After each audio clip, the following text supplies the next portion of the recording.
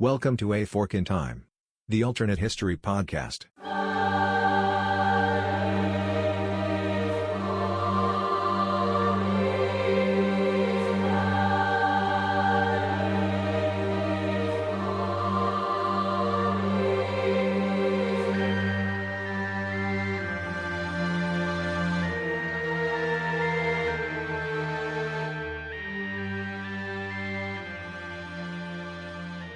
Welcome back to A Fork in Time, the alternate history podcast. Don sitting in what would be the appropriate thing to describe for either Dylan, Dylan's joining me, Dylan Holzmer, for either an Egyptian or a Roman leader? What would be the appropriate seat for them to be in?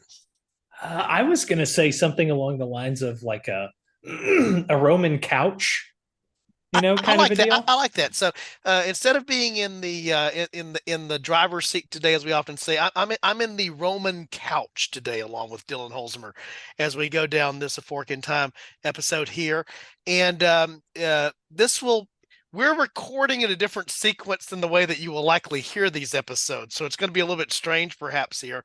But the concept is today, by my question that you've heard there, is we're going to be exploring one of several topics that are along what we're just generally calling among the team here a series of Roman forks, the types of things that happen with respect to Rome and the Roman Republic / Empire. Where it's going to go, we're still figuring that out. And of course, this is the first episode that's going to air that's paired with the room where it happened, which is going to be, sort of connected to this as well.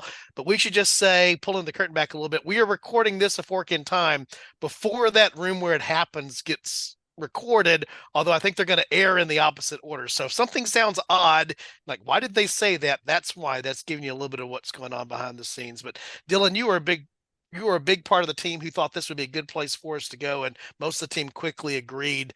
So today we're going to focus on, I think, one of the more famous battles in Roman history in terms of to what I would call the lay historical scholar, if for no other reason than Hollywood has given this treatment. We were talking off podcast a little bit about this, about Hollywood's treatment of this battle, but we're going to the Battle of Actium. So, Dylan, if you were trying to give as using your skills as using your legal skills for summation here, how would you roughly summarize the Battle of Actium, when it is, who it is, and what it's all about? Okay, so to go in the complete opposite direction of a lawyer like Cicero, I will try and keep this as brief as possible. In the aftermath By of the way, Caesar's, a lawyer brief is actually an oxymoron. Is that yes, correct? exactly. A lawyer brief is about 20 pages long, so let's try and avoid that. But essentially, in 44 BC, you have Julius Caesar assassinated. In the aftermath of that, Mark Antony is the executor of his estate, ends up taking over his affairs and effectively running Rome until Octavian joins up on the scene.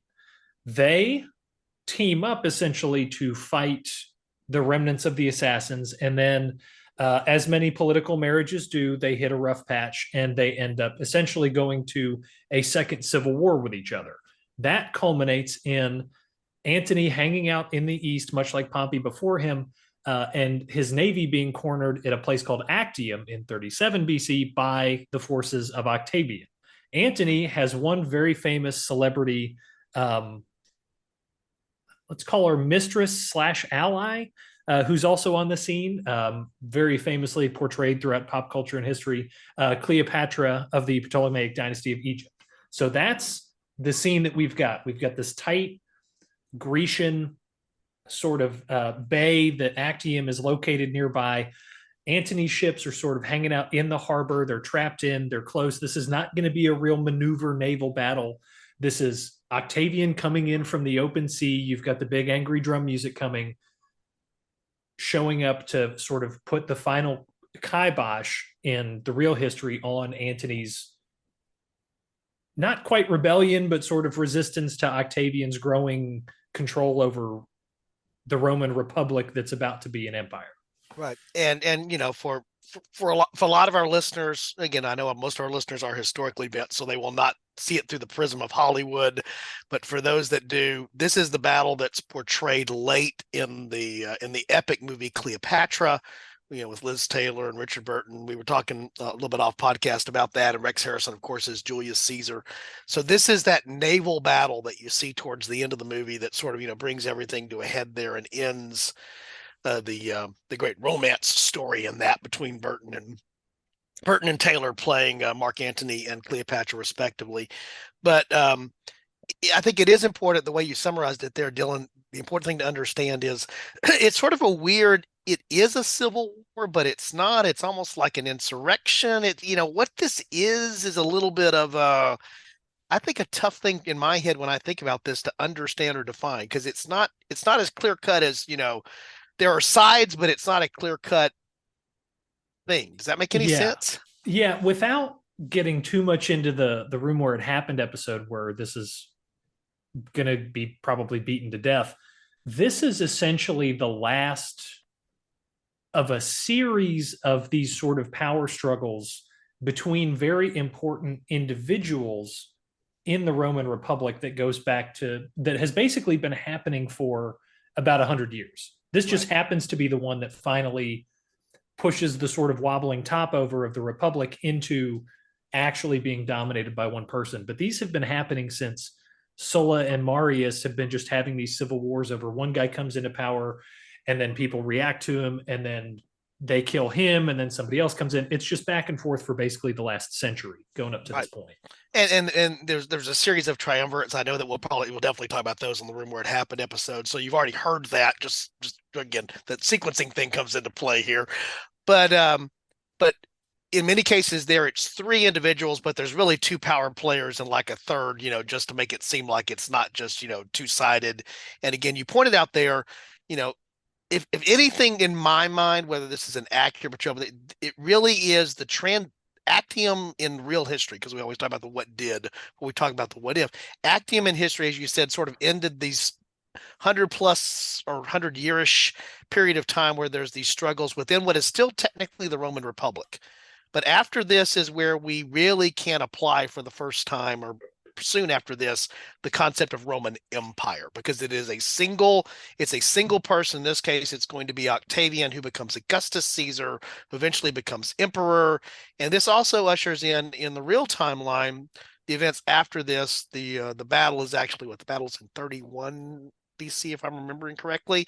I think most classic folks would consider like 27 BC the real start of like the Pax Romana that we know of or think of there, where it really is, that sort of and the Roman peace was not because they were at peace with everybody around them and other empires. This is peace inside the empire. That's sort of what the Pax Romana really is.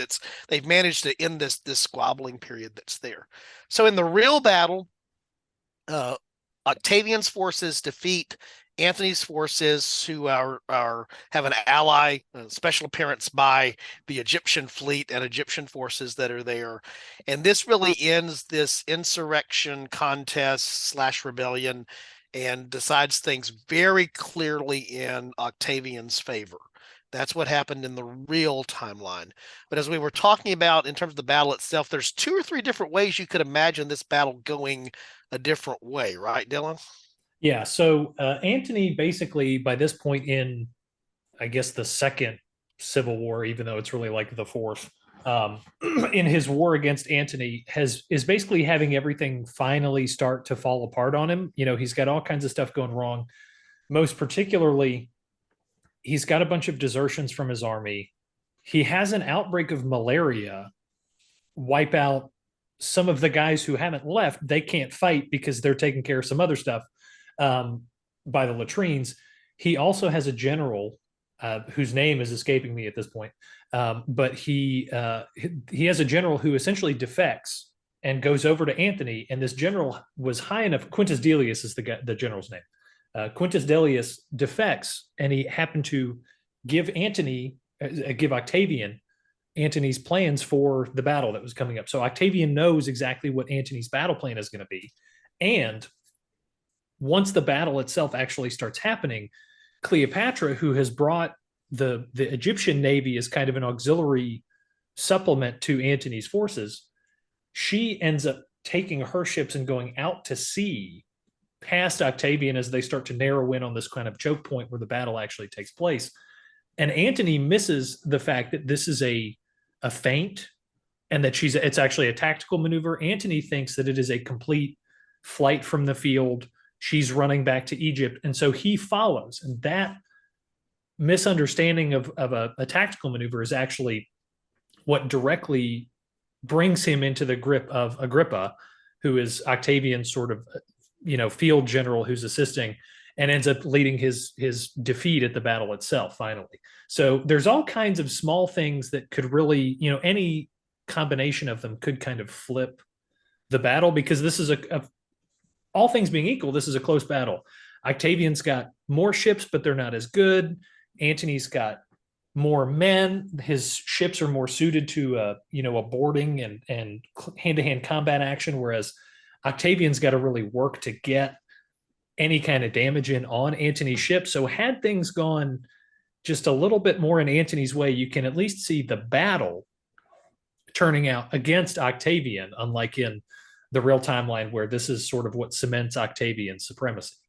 Yeah, good summary there, Dylan. And the other thing that jumps out at me, just, anytime I think about Roman military might, I don't think Navy. Yeah. And there's an old joke. It's an Italian Navy joke, but I learned this when I was taking Italian in college. Why does the Italian Navy have glass bottoms on their ships? So they can see the old Italian Navy.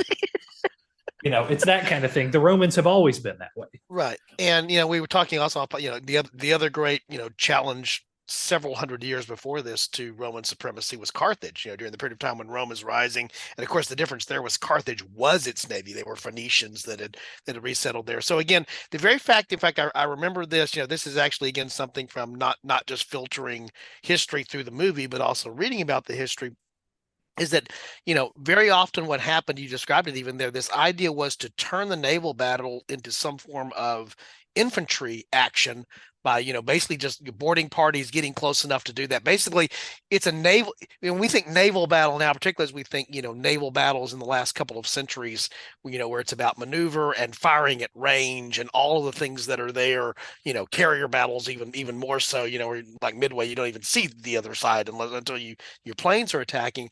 But, the nature of naval battles during this period was very much, they were almost land battles fought at sea to a degree, and the tactics also tended to be very similar to that. And so, one of the things that, I remember reading a little bit about this battle is the sense that, Antony liked to do the same thing, sort of charge the middle during land battles. Well, in this case, that, enabled his forces to be enveloped. And you mentioned before, they're in this tight sort of area where you can't really maneuver as much as you would like to. And so that plays into it. And so, there's this whole thing just about, Roman naval prowess in general, that is not directly apropos here, but the reason to believe that small things could have flipped the battle. And we talked about this for our fork here. We're going to assume that it at least is a draw. It doesn't even have to be a victory by Antony and Cleopatra's forces to be a fork in history, to change the path of history. It just needs to be not a defeat. So for those of our listeners that are fans of football in the international sense, this can be a draw and it can be okay. You can get a point on the road here, so to speak, if you and have it turn out to be something that's valuable in the standings. So any other things maybe as we do the setup and then we start heading down the fork here, Dylan, that maybe I missed?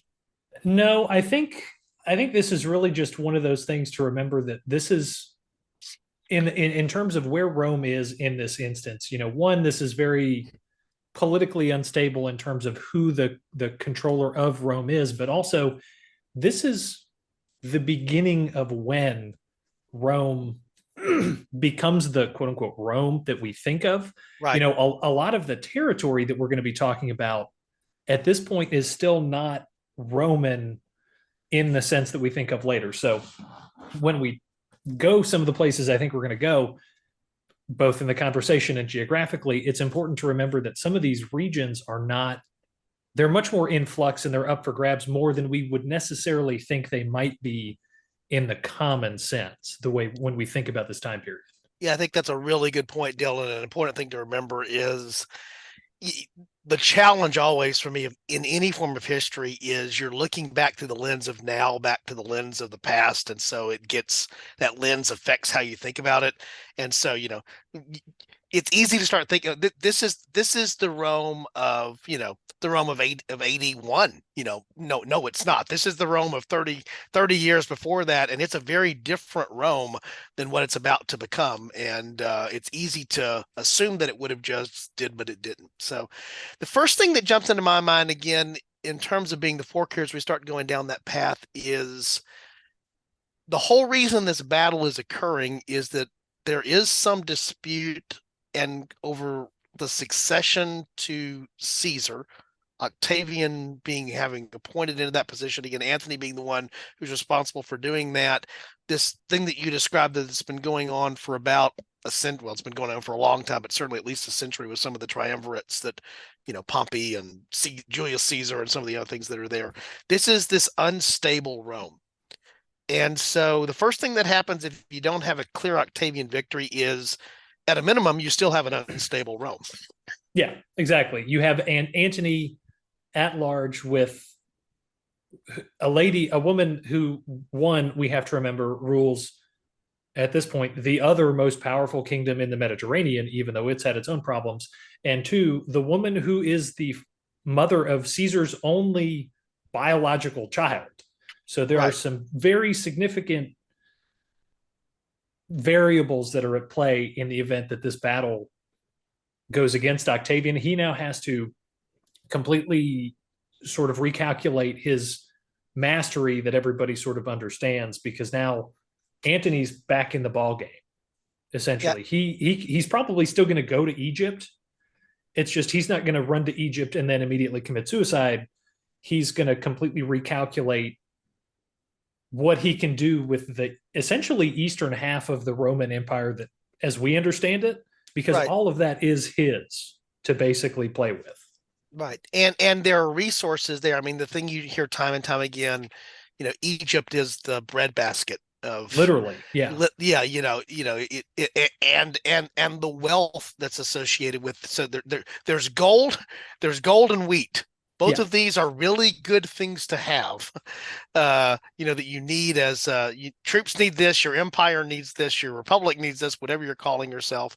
And so Antony and Cleopatra and other allies, it's not like these are the only two that are on this side. They have other allies that are, as you point out, in the eastern sphere of the Roman Empire, is that they have resources, and arguably they have more resources potentially at their disposal with more flexibility than Octavian has at his disposal.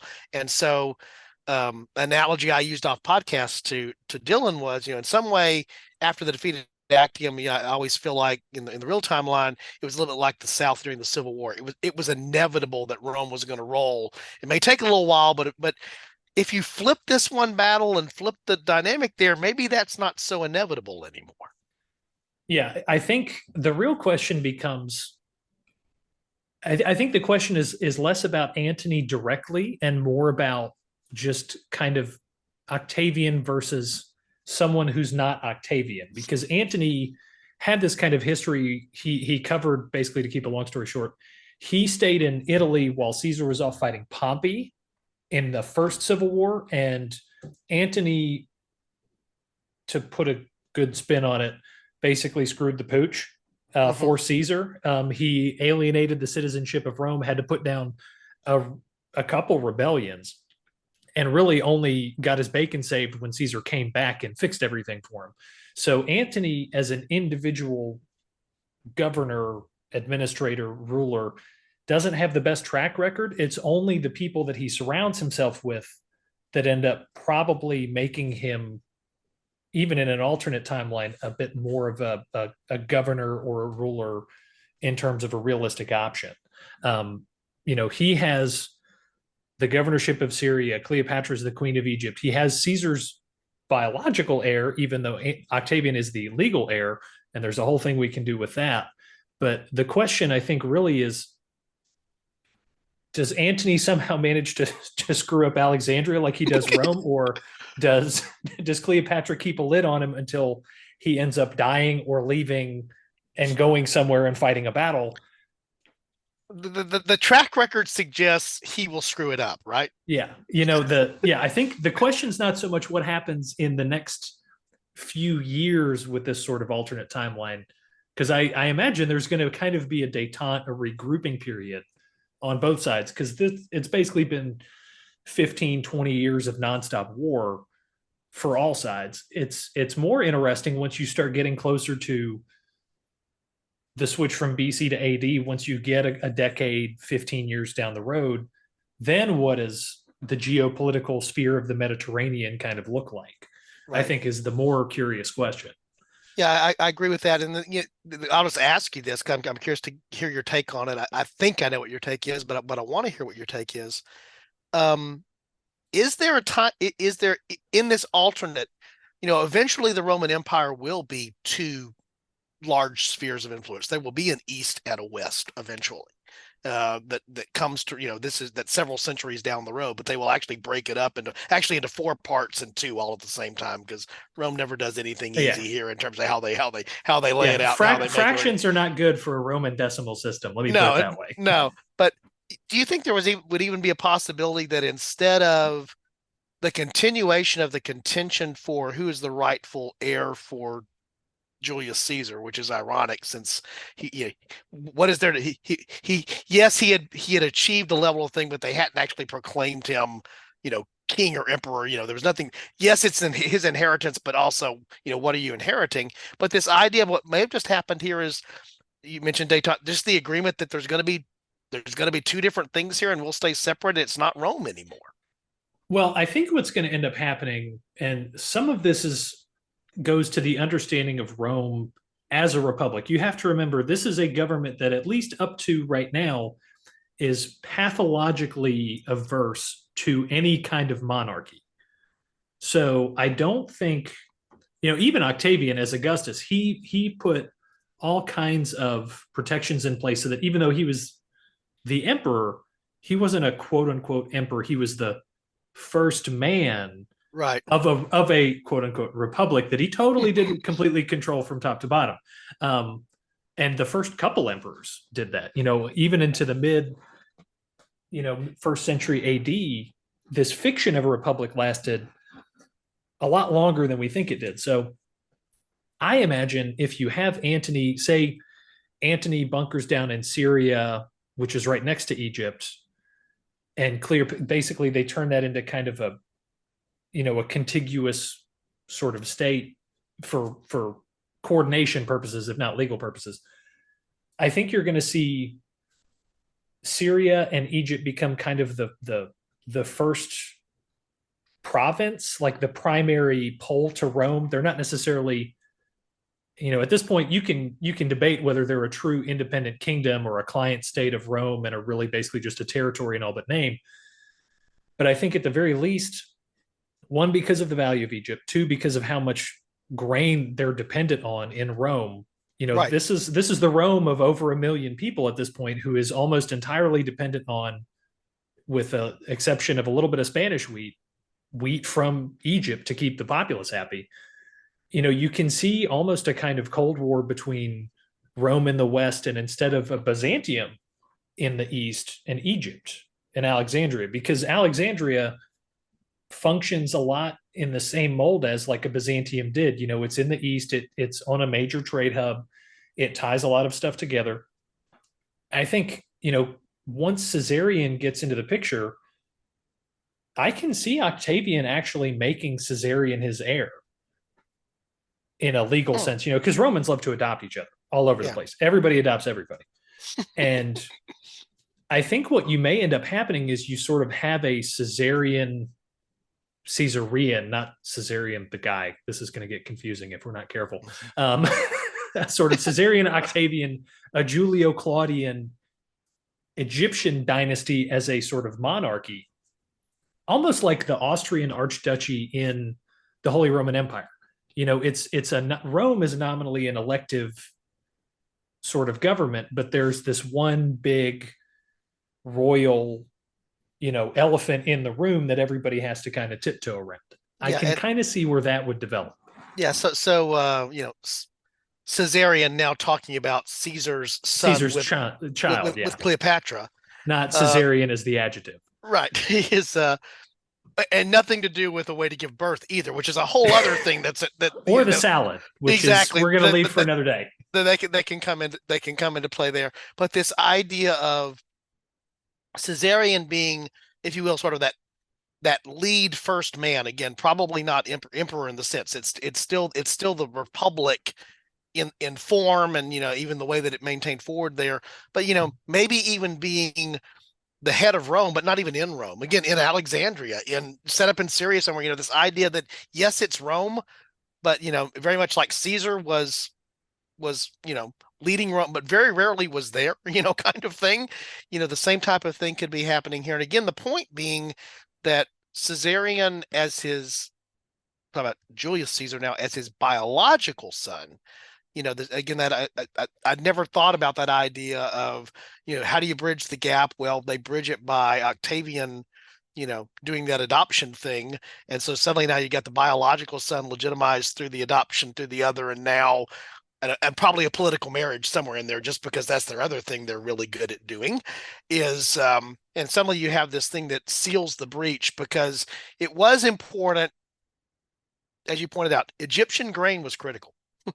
That was a big stick that could have been used against Octavian in the event that he hasn't become master of Rome, so to speak, that first man, because of winning the Battle of Actium. Yeah, it's just that from the economic factor alone, this becomes a much more interesting question than you would think. Because other than Egyptian wheat, you don't, most of the other bread baskets that you would think of around this time period, potatoes haven't even entered the picture. They're not going to come from the New World for another 1,500 years. Right. So it's all bulgur wheat, various things like that. A lot of it is in, Eastern Europe that hasn't been gotten to by the Romans yet. So the squeeze is going to be on, so to speak. And, this idea of, even assuming that, okay, maybe Octavian does do his sort of first man, emperor in all but name kind of deal. If he adopts Caesarion as his half brother / uncle / I'm trying to do the family tree in my head because it just gets really strange. At what point does Caesarion become his own grandpa? Becomes the question. It's literally the Futurama paradox. How does Fry become his own grandfather? But if Octavian makes Caesarion his heir, one, this is sort of the reconciliation between East and West that helps keep the empire together. The Republic going forward. The Republic. The Republic. You're correct. Right.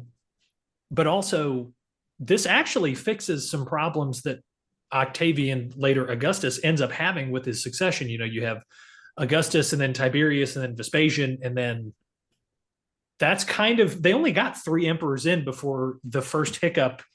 Nobody had kids and nobody could adopt anybody, and they had to start going, okay, we've got to go 6 branches over and 2 down and find the ex-wife's third cousin twice removed to find somebody that we can make the emperor. So what Alexis loves to call the cousin jump.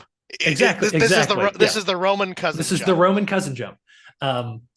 So one, just from an interesting kind of real domino perspective, the biggest thing that you may have is a much earlier sort of concept in Western European legal succession of the idea of primogeniture or of a hereditary rule, because even for the longest time in Frankish society under Charlemagne and some of these other things, the idea was not that one heir controlled the entire contiguous territory. It was that each child was going to get a different division of the territory. That's why we have modern France and Germany, because the territories were split up after Charlemagne died.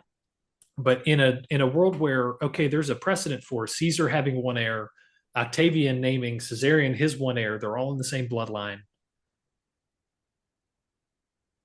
If it's not as cemented, it's at least a much stronger suggestion that, okay, you need one ruler to kind of keep these things together. So, if you fast forward all the way to like today, the whole concept that we have of modern Europe is totally different.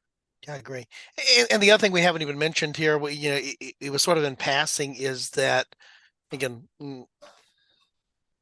Egypt is Ptolemaic Egypt. which means this is Egypt that is part of what happened after Alexander's conquest. Again, no heir. This problem of not coming up with an heir continues to recur throughout history and creates all kinds of fun. This is how we get Yeah. most of our what ifs, by the way, is somebody didn't have an heir. But this idea is that it is Egypt. The culture is very Egyptian, but the culture is this fusion intermix with Macedonian Greek culture in a unique way. And the thing that I always remember, so often about the Roman culture so often is the conquered borrowed Greek culture anyway, right?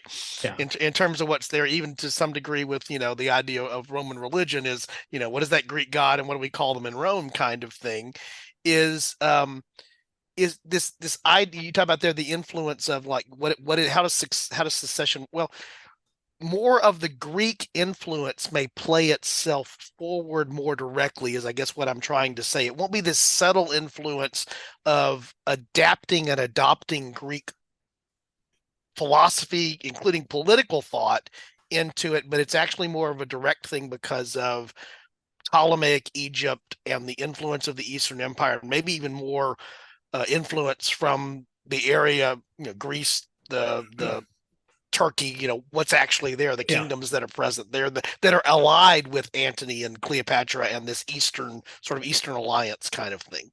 Yeah. And it may, it may end up even resembling something like a Byzantine sort of fusion except instead of Roman and Greek, it's sort of Egyptian and to a lesser extent Roman heritage. There's also a question of, okay, the Ptolemaic dynasty is essentially the only still successful Alexandrian successor state. Right. The first Ptolemy took Alexander's body, discussions of grave robbing aside and what that says about your empire in waiting. This is a whole legacy. Caesar himself talked about how he would never achieve something half as successful as Alexander the Great did. So, the idea of, okay, you've got a Caesarian, you've got a bloodline of Julius Caesar in the last standing, Alexandrian Hellenistic empire in a city named after Alexander the Great. As successive generations start to get raised in that's going to do very interesting things to an idea of, okay, what's the true extent of this empire? Where does it go? Where's it going to expand? And you can almost imagine, a wider Roman quote unquote empire in the imperialistic sense of, you may have a Roman Alexandria go back towards India, and go further east than they really ever did. Because, Augustus was essentially when, aside from Britain and a little, bits and pieces of the East here and there, that's essentially as big as the empire's ever going to get. But that may not be the case if you have a more stable kind of Eastern pole to the Republic. If there's a center more on the eastern side of what we think of when we think of that, that the shading all around the Mediterranean, which is the mental image that I have of Rome, the big red blob of the Mediterranean. Yeah, around that. If you sent, as you said, I like the idea of using the term pole there. If you center something that is more east, Alexander pushed east. That was constantly happening. There were other empires over, the Parthians, others that have been over there periods of time. You may have more of that push. The Greek influence is there, even to the extent of, those in Alexandria probably do acknowledge that they are quote unquote Roman, but that means something different even as they acknowledge what that is. It's that thing you were talking about. It's not the Rome of the real first century that we're thinking back that we're putting on here. To be Roman means something different. Yeah. Now the particular thing I wanted to explore here was this idea, and we hit upon a little bit, is this idea of Caesarian. Because what happens in the real timeline is this is Caesar's son with Cleopatra. By the way, Antony and Cleopatra have children as well. That's important to note, that sometimes gets lost there. But the idea of the claim being put forward for Julius Caesar's natural born son, biological son, Caesarian, who, by the way, also would be the heir to Egypt. That's an important thing to recognize there, which does have very much that idea of how succession works clearly in an empire. This is it's this much is more monarchical, direct yes. transition from one generation to the next. Yeah, no, there's that whole, there is that whole keep marrying your sister kind of thing, that goes on there. That's a little weird, but aside from that, it's basically the Targaryens, but with different hair. Exactly. I like that. You've given me, Dylan, like 4 good titles for this episode. Targaryens with different hair it may be in the lead right now, but is that whole concept there of, if he does come forward, does he sort of become potentially what Julius Caesar couldn't be, just in a later form, because of all the benefits going for them? The natural, you've got the Egypt grain now, you've got the Egypt gold, you've got the East. I mean, is it possible that Caesarion becomes who we eventually would think of as being Augustus, maybe with a different name, but it's just you substitute Caesarion in for the role that Octavian plays in the real timeline, or is it likely to be something different? I think conceptually, he certainly could be somewhere in that ballpark. I don't know that he could do it exactly, because Octavian already had the Senate was already used to Octavian taking exclusive control of the state through the various bits of the triumvirate and the military campaigns. Caesarion, while he would be sort of the direct descent, let's assume Octavian still does some of that in Rome in his timeline. You're still going to have Caesarion be viewed as an outsider. The Romans are going to distrust him because he's not Roman in the sense of he's a patrician. He's been educated in the same way that all these guys in the Senate have. He speaks a weird accent when he uses Latin. He dresses funny. You only see him every couple of years when he sails from Egypt. He's going to be much more of an outsider. Right. I think he's certainly going to have some political sway. I almost envision it as kind of a pro-Caesar faction of the Senate and the sort of more traditional Roman political world, and I don't want to call it a faction because that's not what I'm thinking of. It's almost like a version of our 2-party political system, but much more informal. You have sort of the Egyptian Eastern, bloodline of Caesar faction, and then kind of your standard Roman Republican, maybe more towards the Spanish and the Gaulish side of things. You're going to just have, I almost envision 2 different parties based on geography. And I think Caesarion could probably essentially become a version of like a new Augustus instead of Octavian, but I don't think he could do it without another civil war. I don't think it's clean. I think you'd have to fight. There's going to be some other guy who becomes a Roman general fighting the Germans or fighting somebody in North Africa that essentially becomes sort of like your Pompey or another Caesar. And there's going to be another fight. And essentially it's kind of like the Treaty of Versailles after World War I. It's an armistice that lasts for decades, but it's not a true peace. Right. And I like the fact that you use that analogy, because that's sort of what I had in my head, is the decisive battle in the real timeline at Actium ended, as we talked about earlier, ended this period of conflict for a pretty considerable period of time. So much so that we have a term for it called the Pax Romana. It's the Roman peace. I mean, that's how effective it was. It actually ushered in this new era that historians debate a little bit about when it begins and when it ends, but they don't deny that it exists. If you have either the draw outcome, the uncertain outcome at Actium, or even an Antony victory at Actium, you don't have that definitive end to it, as we've talked about here. So it's some form of detente. Another triumvirate arises. We don't know who the third's going to be. That sort of it basically it'll keep reinventing itself in some way, shape, form, or fashion, as you point out. It's going to be Mithridates of Pontus. He's going to live to be 400 years old, and he's just going to keep being around, and everybody's going to have to fight him. I'm calling it. He's like Highlander, is basically what's going to be. And the problem is there can't be only one at the end of the day in this, because of what's happening there. And, and again, the way that I see the most potent part of this particular fork actually ties back into, you mentioned this earlier, what we think of as being the Roman influence on Western civilization is so much a part of the Republic becoming the empire, the expansion. A big thing's going to happen where they get turned back at Teutoburg in Germany, about 40 years down the road. But that's because they're advancing way far north into Europe.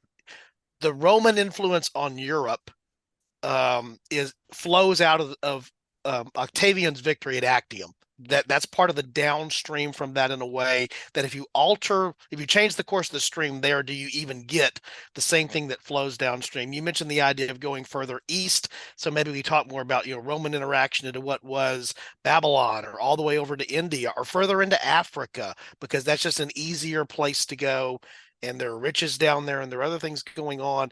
And then that little bitty diversion there has now really changed the course of the big river in such a way that we don't eventually have a Holy Roman Emperor down the road after everything comes. Now we're talking, what, 800 years later, give or take, a little bit more than that. You actually you have the, I don't know whether it's holy or not, you have the holy Alexandrian Emperor or something like that. And we haven't even talked about the religious side of things, which I don't Right. necessarily really want to get a whole lot into, but Egypt is much closer to the birthplace of several current significant world religions than Right. Rome is. Yeah. So and again, the backdrop, and that going down that path, it's an interesting one to go down. The backdrop for the Christian events of the New Testament is during Augustus's Octavian/Augustus's reign. This is the backdrop for what we know is happening there. Again, we talked about first the demarcation line. We could use CE, BCE, and CE if we wanted to, but the demarcation line is that event in a major world religion, which ties to two other religions, the other two monotheistic religions, as you point out, that are all geared towards the eastern side of this thing that we call Rome. Yeah, I think it's really kind of, this is one of those, sometimes when we talk about stuff on the show, I love it because we can talk about, we can explore a complete whole timeline of all this weird, wacky stuff and have fun getting into the weeds. And then there are conversations like this that I think it's almost more fun just posing the question. It's like a book with a cliffhanger. There are sometimes it's almost more fun to say, okay, we're going to do our damage to the timeline and then just kind of leave it and see where it goes. Yeah. Well, and this is where I'll make the plug for, we were actually talking about this among the team. For those that haven't checked us out on Discord, it's a fun place to go. And we have some active listeners that are there that I really enjoy, who come with some interesting ideas. But, one of the things that we've started doing there on the Discord channel, and you can do this, by the way, at the website through the, suggestions or feedback. There's tons of way to do this, but the Discord channel is a fun place to do it because we can have a two-way conversation in the Discord channel there. Is that what you just said there, Dylan, is such a, tell us what you think happens, with this revised Eastern Rome, is what I'll just roughly call it, this Eastern Alliance thing. And for Christianity, just being one example of this, that's the backdrop. It's not an emperor in Rome. It's a much closer power in Alexandria in Egypt, where there's been this ongoing thing that's happened there. Is there the same domination of the Jewish Palestinian, the places to go? There's lots of places to go there that are fun, but we're not going to go there. We'll leave that for our listeners to sort of engender that and give us some ideas, and then the team will be more than happy to circle back around to that, because I enjoy doing the episode here with just Dylan. But I know that when the team listens to this, because it's like what happens when I listen to an episode, that it's like, ooh, I wanted to go be here. All kinds of stuff. I wanted to go there. I wanted to go there. So I know that the way that listeners have to feel, and I like sort of leaving, like you said, let's just leave it with an open question there. What do you think happens as a result of that, kind of thing? Because it does change. I'm glad you brought it up. It does change the idea of how Roman influence on European history takes place. Again, we haven't recorded the room where it happened yet, but one of the questions I know I'm going to ask there, because I've got a list of things, is why do we even care about Rome so much? Well, it's because of the influence that it has on, Western civilization, on European history, in the sense there. That's why we pay so much attention to it. You know, in the United States, we have one of the bodies of our legislative branch that's called the Senate. Why is it called the Senate? Because of Rome. And, so we know that influence exists, but if you change that influence just a little bit, how does that ripple forward? Yeah. Anything big we missed just on this little quick fork here, Dylan? I know we could have gone tons of places, as you just said. We left one thing open. Tell us what happens generally with Christianity since we've done this. Audience, no, your turn, kind of thing. Yeah. I think we've covered as much as we can without really just kind of going totally in the weeds and just, going down rabbit holes on different things. I think the one thing that would be kind of interesting, and this is again kind of thinking of the far future, is what would the sort of colonial era look like?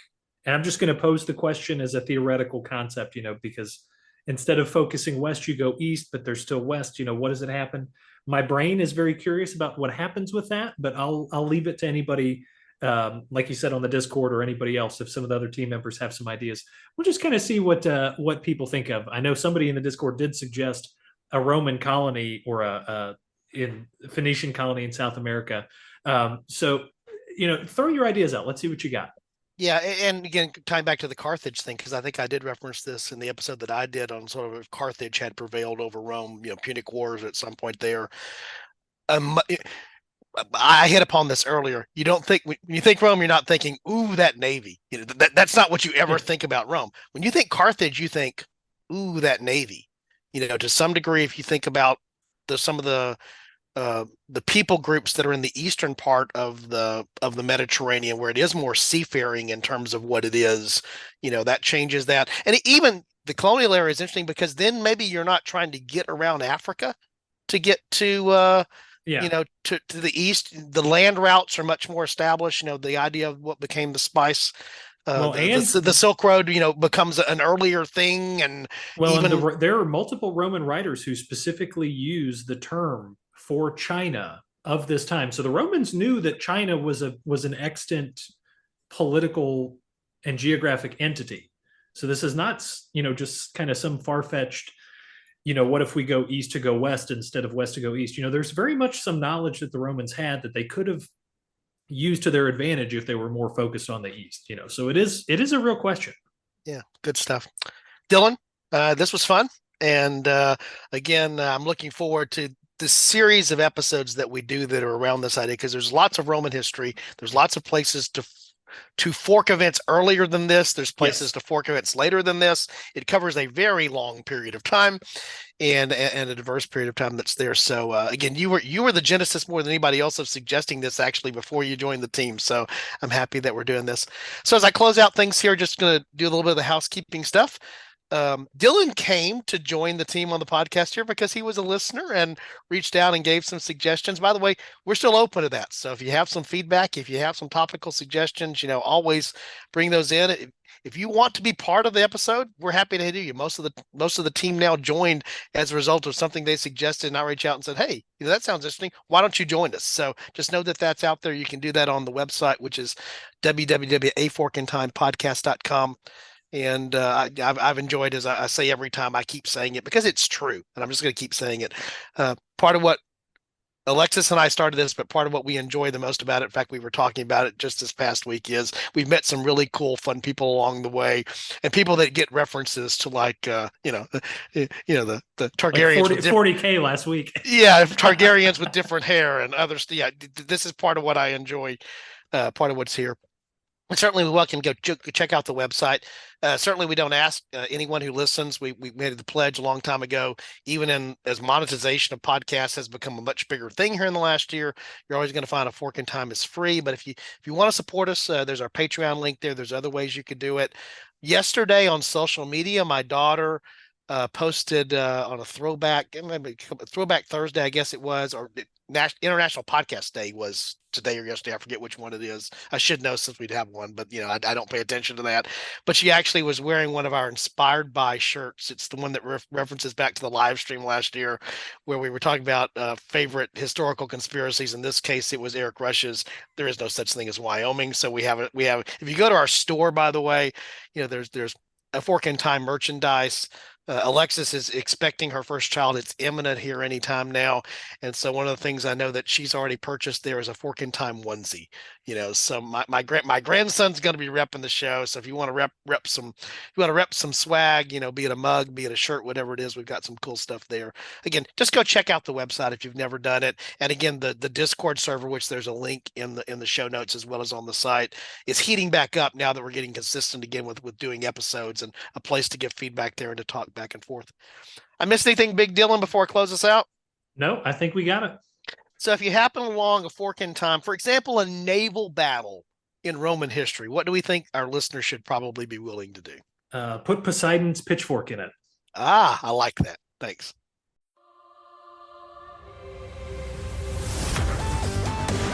Thanks for listening to A Fork in Time, the alternate history podcast.